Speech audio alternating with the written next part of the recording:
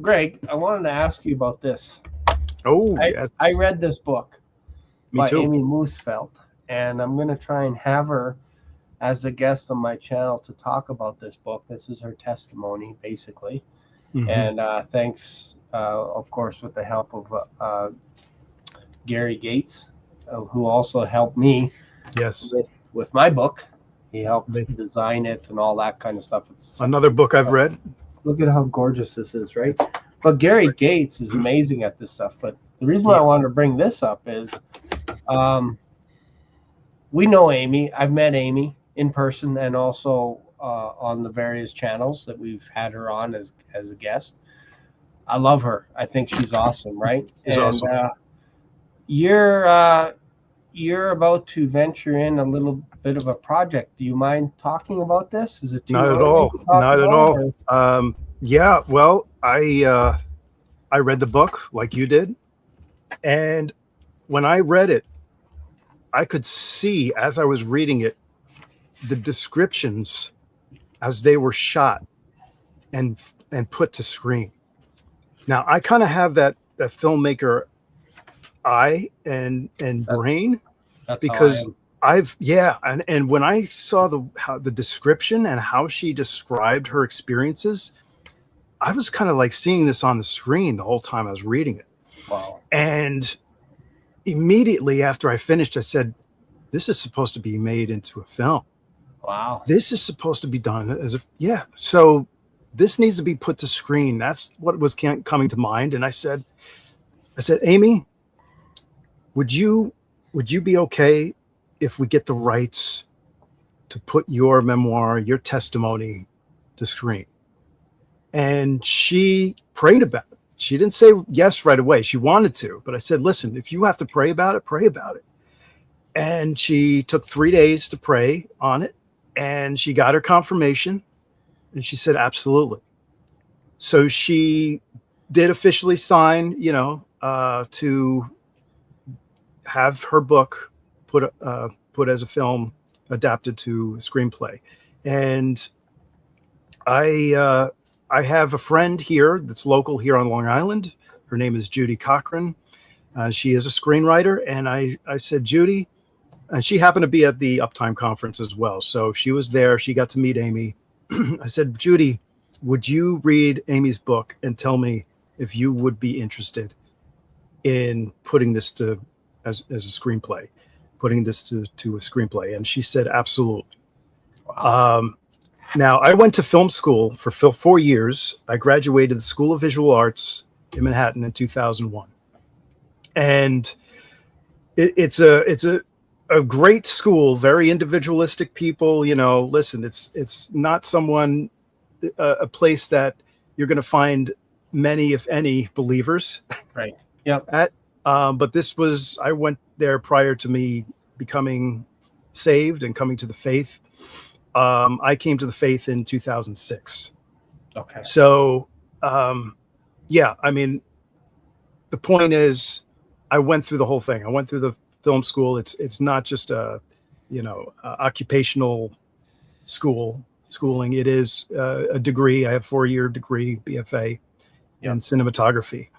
But I've learned a lot through there. I've met up with some great people. One of those people is his name is Imad Bashir.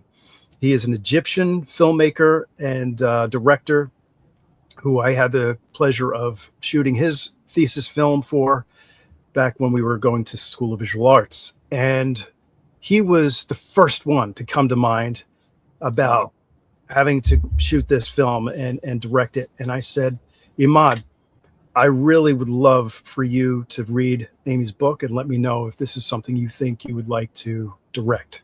Mm-hmm. And immediately after he read the book, he said, yes, Greg, I want to direct it.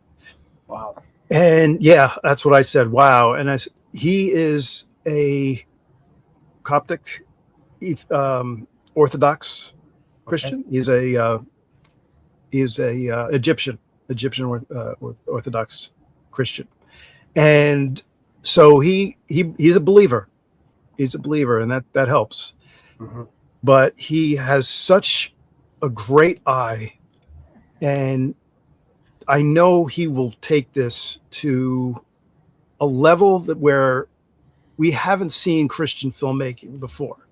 Oh wow. And because I know he will take the shots and put them in such a way that will be exquisite, will be amazing, and captivate the viewers. And that's why he came to mind. It was after I said, this is supposed to be made into a film. I said, Ahmad needs to direct this film because he can do it. He loves to storyboard things out. And if you remember, she has a demonic encounter in her book. Interesting. And Ahmad comes from a background of horror thriller, not the slice and dice massacre type stuff. I'm not talking about, I'm not talking about Nightmare on Elm Street, Friday the 13th. Horror to me is like, if you don't see it, it could be scary. Yeah. You don't have to see it. You don't have, in fact, it's actually better if you don't see it. Exactly. Yeah. So he's he can definitely take those scenes to the next level. And I know he will make this something that people have never seen before. So that's the goal, to take her story, keep it true to the story, but make it in such a way that it's going to be something that people haven't seen before in the Christian filmmaking area. Right. So, yeah. Cool. Have you ever seen there's a series called The Trombone Player? Have you ever seen that? By Marcus Buckingham? No. It's a great little series. And he does I think he does 6 or 7 videos called The Trumpet Player. And there's really no dialogue or anything other than he basically just speaks throughout the video. So it's not, the actors aren't doing anything, right?